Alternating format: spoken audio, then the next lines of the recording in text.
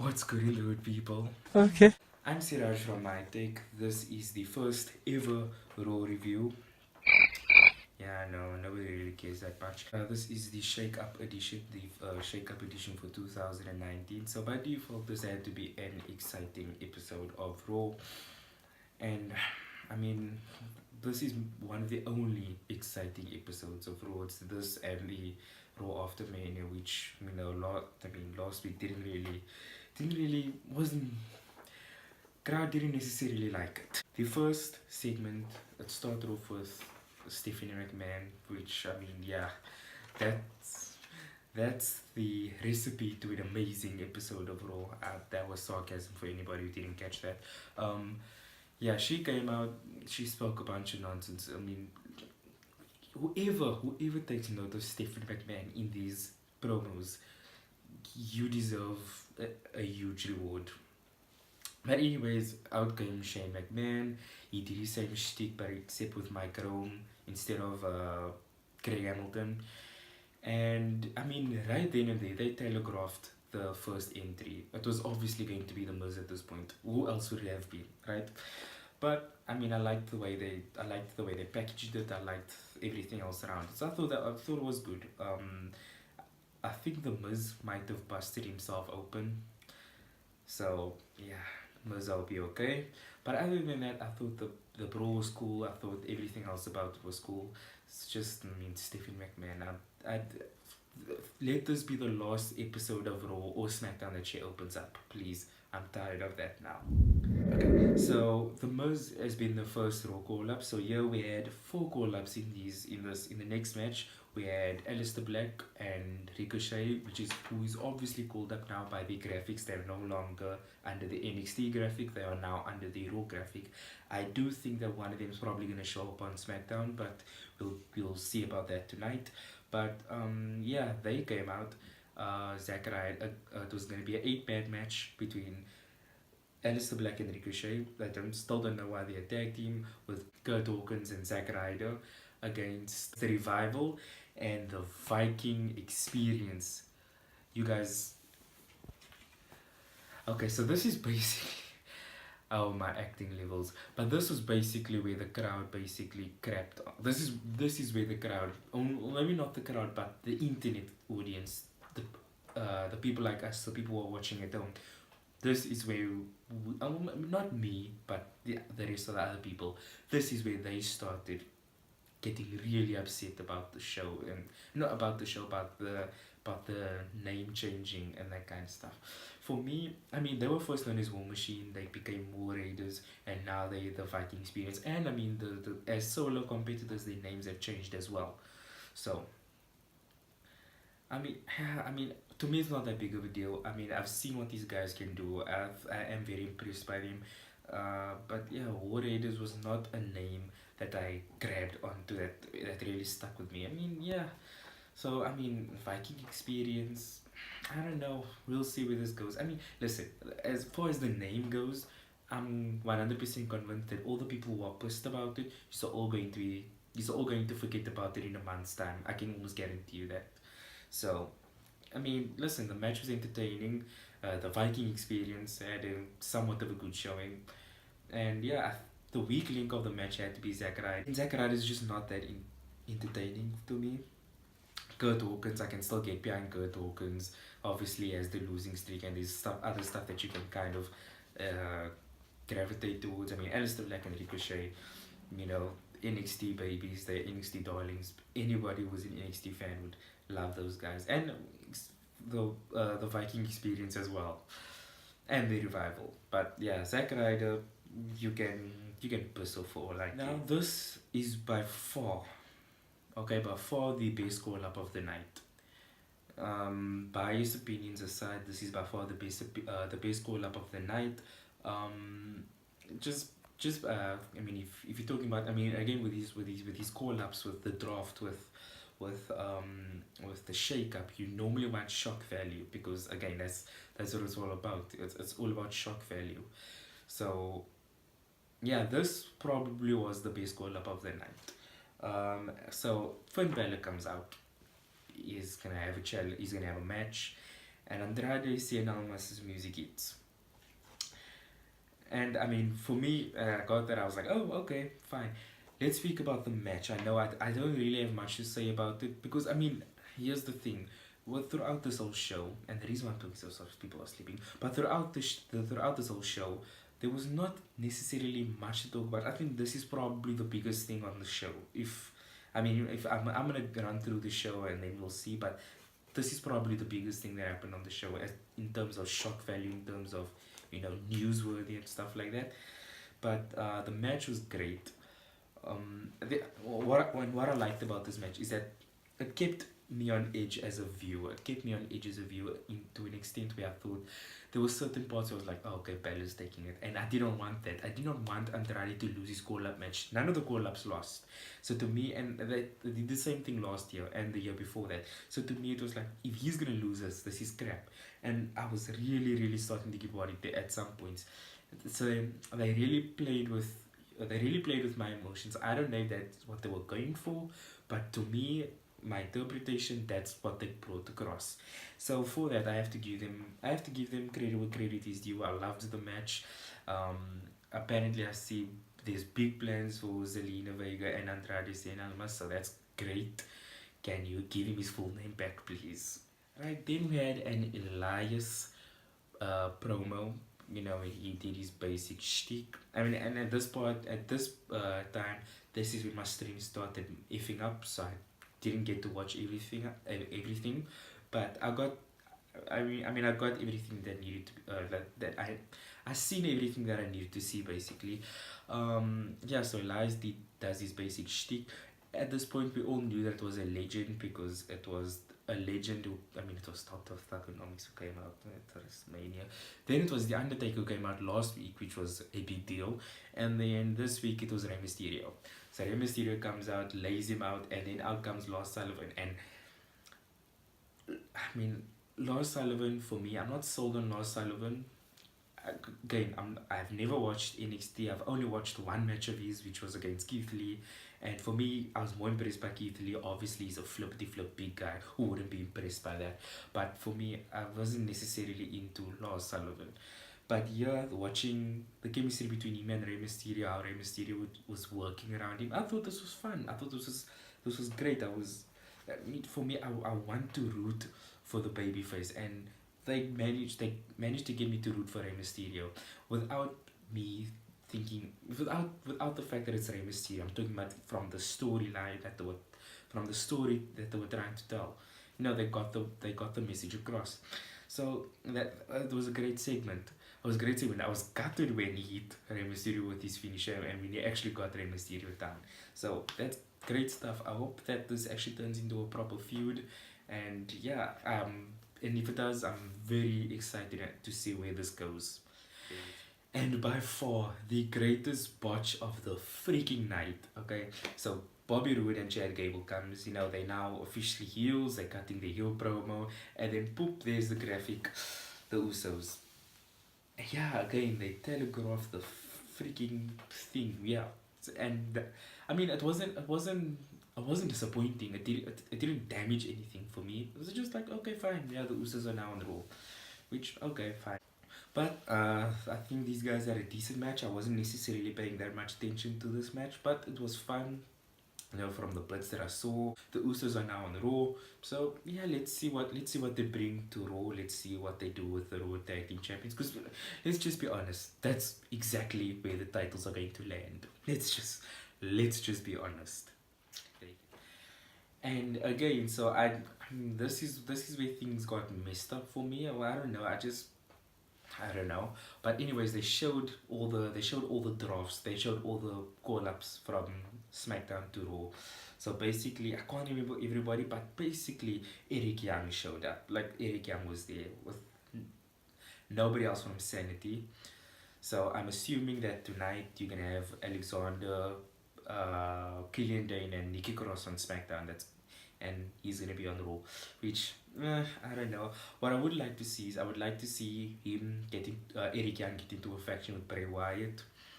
Let's see if they do something like that. That's fine.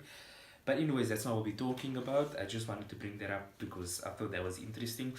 We are talking about the Moment of Bliss segment. Okay, here's the thing. Alexa Bliss, right? If she's going to be a babyface, right, then she, and that's one thing that I hate about some of these heels that become babyface. That's why I'm not a Seth Rollins fan anymore. Is because Seth Rollins was a great heel. I loved Seth Rollins as a heel, and then he became a babyface, and then everything, like all the cockiness and everything like that, they just took it completely away from him. Same thing happened with AJ, but I'm an AJ fanboy, so I'm gay. I'll never hate on AJ, but yeah, the same thing, and they're doing the same thing with Alexa Bliss. The difference between Seth Rollins, AJ Styles, and Alexa Bliss is with Seth and AJ, they can still get by with their wrestling. AJ was never ever, Stone Cold Steve Austin on the mic or Hulk Hogan on the mic. He's the reason why he's so popular, and the reason why he has a big fan base as he does is because of his wrestling. Same thing with Seth Rollins. Alexa Bliss is a very great wrestler. I mean, she has a moments, but yes, I mean, the big appeal with Alexa Bliss is a character, is a mic work, and to take that away from her, that's a problem. Hopefully, she shows up on SmackDown tonight, and she's either a proper babyface. If she's gonna be a babyface, she needs to. I don't know. I don't know if I even want to see her as a babyface. Hopefully, she turns heel. I mean, that's playing it safe with Alexa Bliss, but anyways, we'll see where this goes. Now here's the other side. Here and out comes Sami Zayn, and they in Montreal, Canada, and the crowd absolutely peaks for Sami Zayn. Like there were times where they played the theme song over and over. To me, I don't even think that was planned. It could have been, but to me, it felt like it wasn't planned. To me, it felt like it wasn't planned, and I mean the crowd at that point, the crowd wanted to eat him up. He should have turned face at that point. They should have. I mean, they did it with Becky. They could have done it with Sami Zayn as well. It's the reason why. It's another reason why Seth Rollins lost so much momentum in 2016. He came back, crowd popped their asses off when they saw him, and then they just kept. They just turned him heel, and they turned him heel like straight away, and that died down the momentum for him. And then when Raw's main event was him and Kevin Owens, nobody necessarily cared about it. People cared more about Chris Jericho and the list and Kevin Owens than the actual feud that was happening. But anyways, I mean, it was very disappointing to see Sami Zayn cut that promo. He should have been a heel. That was his moment. I think after that, I don't even think the crowd made a reaction for anybody else. They would have made a reaction for Kevin Owens, but Kevin Owens is obviously now on SmackDown. But yeah, that was so disappointing, man. I wish they turned him face. I can't stop it. Okay, so now as every Raw goes, you have to have the irrelevant hour. The hour that nobody gives a living crap about. Alright? So here comes Bayley, and it's against its tag team match with the IIconics. Bayley comes out, and obviously Naomi was going to show up. Who else was going to be? Carmella? Maybe, but it was obviously going to be Naomi. And basically during this match, I don't know what happened. Next thing I saw, Naomi hit a finisher, boom, 1, 2, 3, done. I don't have anything to say about the match. Okay, Naomi's on Raw. Okay, IIconics are getting buried as champions. Screw that. Bayley's there. Okay, now this was rather a bit depressing. This next segment was. I really did. Okay, well, I wouldn't give up just yet. I mean, we've seen Kofi Kingston become champion. We've seen Jinder Mahal become champion. So anything can happen in the future, right? But EC3 comes out. Now, the thing is, EC3 is not somebody who I was necessarily a fan of. I became a fan of EC3 because of how cringe I found him. But at the end of the day, I became a fan of EC3. And to see what they have done with him is just so depressing again. And now this time to get destroyed by Strowman like that. I understand that it was supposed to be Samoa Joe, but Samoa Joe is ill. So even that's even worse because they weren't even planning to have him on the show. Hopefully this guy shows up on SmackDown, and hopefully they give him something 10 times better. I really feel for EC3, really. I mean, nobody with the surname Carter is going to make it in the WWE. Let's just be honest. Okay, and again, more boring crap when you have. Okay, so I'm just gonna put all of this into one segment. So basically, more boring crap with Becky Lynch and Ruby Wright. Like, really, like, I don't care. I really don't care. Anyways, Ruby Wright loses to Becky in like 3 seconds. I don't remember the match. Then out comes Natalya. Natalya cuts a boring ass promo. And see, here's the thing. Okay, I'm gonna lose my crap a bit. Listen, lots of wrestling fans or all of these people, they want a women's evolution. And here's the problem. You know why I don't care about the women's evolution?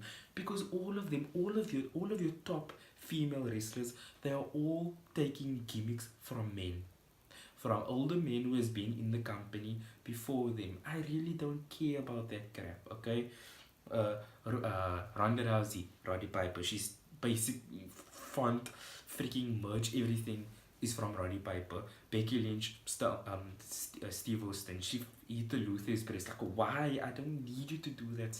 I don't need you to do that crap. Uh, I'm not Becky Lynch. Natalya. Her father's not even Bret Hart, but everything she does, she takes from freaking Bret Hart. Charlotte, Ric Flair. Banks, okay, from now and then, will freaking take something from Eddie Guerrero, Bayley, Macho Man, Randy Savage. When is this crap going to end? You wanna know why I'm a fan of Lacy Evans? Because her gimmick is somewhat original compared to all of the other females who are freaking recycling from 80s wrestlers' gimmicks and 90s wrestlers' gimmicks. We don't want that. We don't need that. That's one of the main reasons why I don't get into Becky, is because all I see is a completely downgraded version of Stone Cold Steve Austin. And when I say down, I mean like a really cheap ass ripoff of Stone Cold Steve Austin. That's the same reason why I freaking hate John Cena, because it's a cheap ass ripoff of The Rock, a cheap ass ripoff of Hulk Hogan. I don't need this crap, okay? So stop it. Stop trying to put over Charlotte. I mean, I'm a fan of Charlotte, but Charlotte, Becky, Natalya, all of them, all they do is like steal gimmicks from either their family or somebody who they like. Screw that, screw that. No, no, no. Lacy Evans for me was the star out of this entire segment. I loved Lacy Evans' promo. I thought the in-ring work was great. I feel for Natty when it came to the moonsault with the knees landing on her. That was a bit iffy, but everything else, she was great. There was a nice clothesline that Natty hit, and the way Lacy Evans took it, fantastic. I love Lacy Evans, really. I didn't know I was going to like her that much, but I do. I really, really like Lacy Evans. And you know what? Screw Becky, I'm cheering for Lacy Evans. Lacy Evans should take the title off of her ass at Money in the Bank. So, coming back after that freaking rant, Natalya came down. Natalya cut the promo based, and this is why I say that, because she called herself the best there is, the best there was, the best there will be. It's like, okay, she comes out. She says that. Lacy Evans comes out and they say a bunch of stuff. I did not write any of this stuff down, so I don't remember any of this. But then they have a match, and the match was great. And Lacy Evans picked up the win, a clean win. So thank flip for that. I can't deal with Natalya. I really can't. I know that. I mean, yeah, she has her moments, but still. I mean, she freaking slipped over Lacy Evans when she was doing a little run over and stuff. Like, I mean, that even that in itself looks lame. But I'm glad Lacy Evans won. Lacy Evans, I hope she freaking wins that title off of Becky Lynch. I'm tired of her ass now. And then the main event. Well, before the main event, you had a backstage promo between Rollins and Reigns, where they practically gave it away that it was AJ Styles, right? They didn't. They didn't give it away. It's just I knew. But when somebody opened the door, I mean, this could have easily not been AJ Styles, but when somebody opened the door and you just saw somebody short walk out, I was like, okay, it could be AJ Styles. But anyways, then after that, you had a Bray Wyatt promo. I assume that this is Sister Abigail. It looked like Paige, but I assume it was Sister Abigail rocking back and forth. It was creepy as hell. Great. Then out came Drew McIntyre. Yeah, out came Drew McIntyre, Bobby Lashley, Baron Corbin, all of them came out. Roman Reigns came out, did his long ass entrance. Seth Rollins came out, and then AJ Styles music hit. And that's when my investment became real. Okay, this is when I was like, okay, I'm into the match now. I thought, I mean, listen, AJ Styles is somebody I think in the last year has aged as a wrestler, and by all means in the greatest way possible. I'm not saying this in a bad. I'm not insulting AJ, but he has kind of aged. I think in 2017 he had a great year, great performances. But last year he had great performances, but not up to his normal standards. So I started getting a bit worried. But this match took most of those worries away from me. This was a great match, and you know what? When you have guys like this, and to me, I feel like everybody were upped their game in this match. Baron Corbin and Roman Reigns had a great spot where he did his signature slide out of the ring, and the timing of that was perfect where Roman Reigns came and hit him with a drive-by. Great stuff. All of these guys stepped up their game, and I feel like it's because they were now working with AJ Styles. And listen, if you're gonna tell me, oh yeah, you just a biased AJ Styles, like, look at Brock Lesnar stepped up when he worked with AJ. Randy Orton steps up when he works with AJ. He can work Jinder to a good match. He can work Cena to 3 good matches. This guy is special, and there's a reason why I absolutely love the guy. Okay, and yeah, this match was great. Listen, was it a nothing match? Was it a TV match? Of course, it was a TV match. But I'm just saying, all of these guys stepped up their game. Did you see that Claymore kick and the way Styles took that Claymore kick? That was that for me. That was probably by far one of my favorite. Claymore kicks on Raw so far. I mean, he hit a pretty mean one on Dolph Ziggler, but this one looked really, really impressive as well. Yeah, everything about this was great. I absolutely loved it. AJ Styles won by hitting a phenomenal form, a very, very nice one, if I might add. It was a really nice phenomenal form. Bobby Lashley was a bit out of reach, but still a nice one. The only, my only criticism is AJ's beard, but it will grow back. It's fine. But other than that, I had a good time watching the show. Yeah, it was the women's stuff bugged me off a little bit, and the fact that Eric Young did not appear on the show, that kind of bugged me as well. So, other than that, the Andrade match was great. The main event was great. Lacy Evans had a great showing, and yeah, basically, it was a great episode of Raw. I can never ever say that. I can never ever say that for Monday Night Raw, but we'll see. We'll see how this new era of Raw goes down next week.